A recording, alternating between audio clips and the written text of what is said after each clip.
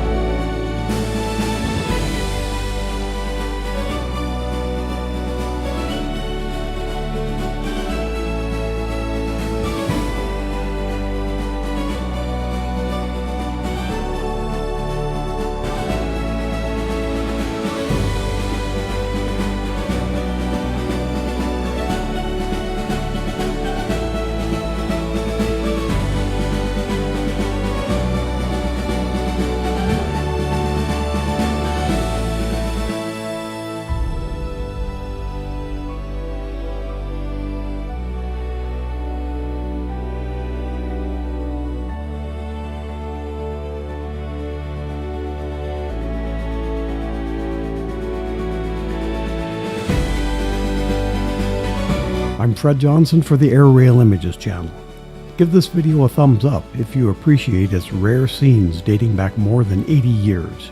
And have you subscribed to the Airailimages channel? Never miss an upload.